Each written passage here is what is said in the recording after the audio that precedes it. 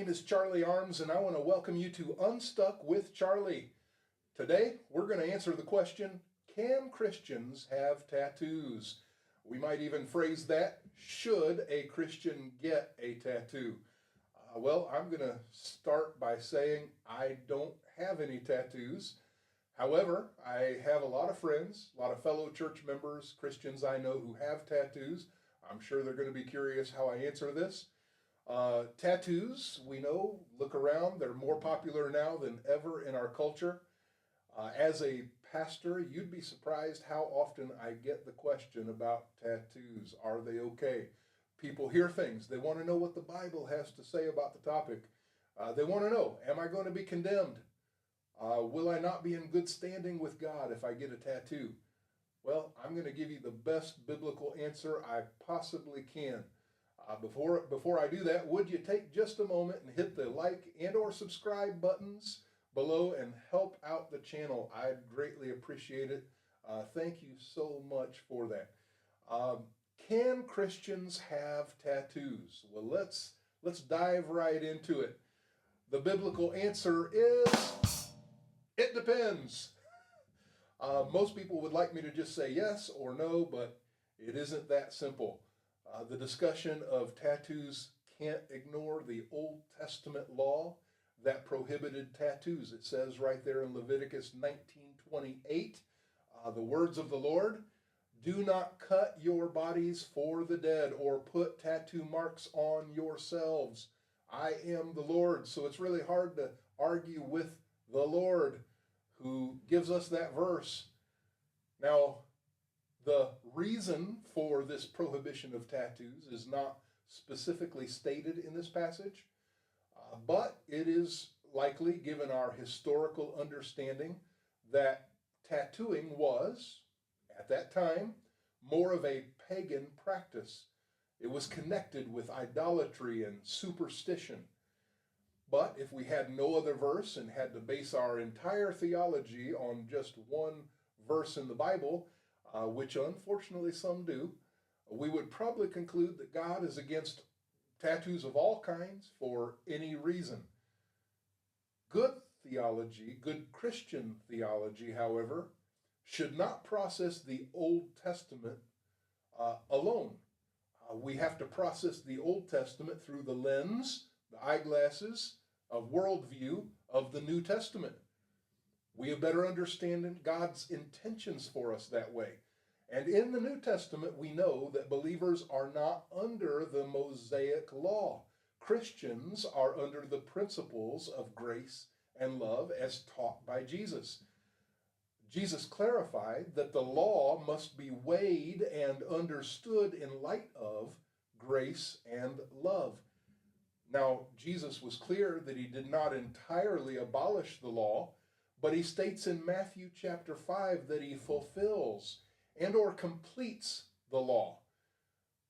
In other words, something transitioned in the New Testament. So I want to take that verse and properly understood, if a Christian chooses to get a tattoo, it should never be for superstitious reasons or to promote worldly philosophy. It shouldn't be worship of other religions. The reason for a tattoo is important.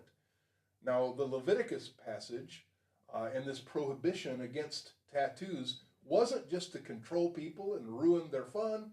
It was protection against a harmful way of life. Not getting a tattoo was a demonstration in that day of their love for God, of the Israelites' devotion to God. It was a sign that they were avoiding pagan religions or lifestyles, that they were dedicating themselves to the God of Abraham, Isaac, and Jacob. So a tattoo is not sinful on its own. The reason really matters. Now, there was a person I met years ago, became good friends with him, and I started inviting him to church, and eventually he decided to show up. Well, he didn't know anything about church or Christianity or its practices. Well, he showed up on a communion Sunday, and I saw the look on his face, and he was very disturbed as we were taking the bread and wine for communion, and we said the words, the body of Christ broken for you, the blood of Christ given for you, body and blood. He came up to me afterwards and said, listen, man, we got to talk. Now, I explained to him how communion was symbolic of an event called the Lord's Supper, where Jesus gathered his disciples together and explained that he was giving his life to save people from sin and to show the love of God to the world. Well, you know, after I gave him the explanation, he was a lot calmer. And actually, a few weeks later, he came in with a tattoo of the Lord's Supper right on his forearm. Big, big tattoo of the table, the disciples around the table, the bread, the wine. And I laughed, and in my heart, I couldn't help but believe his motivation, his reasons for getting the tattoo had nothing to do with paganism, had nothing to do with worldly philosophy. It had everything to do with honoring God. Now, people get tattoos for a lot of reasons, maybe to honor a relationship. Some of those are regretted later, of course. Some people do it to honor a loved one's passing or to mark a big moment in life, or maybe even to remember something special to them. The point I make is the reason for a tattoo is important. So I'm going to close with this verse from Mark 7:15. It's not what goes into your body that defiles you. You are defiled by what comes from your heart. So the best I can understand from the Bible is that God cares about your heart, not what is on the outside of your body. That would include tattoos. Now, I don't have two tattoos because it's just not my thing. But hey, if it's yours, don't let anyone look down on you.